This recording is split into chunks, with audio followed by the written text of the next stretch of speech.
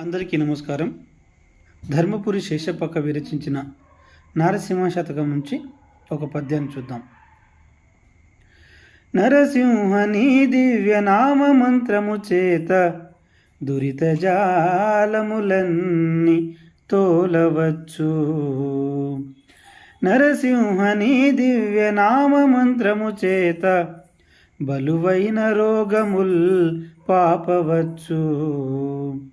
నరసింహని దివ్య నామ మంత్రము చేత రిపు సంగముల సంహరింపవచ్చు.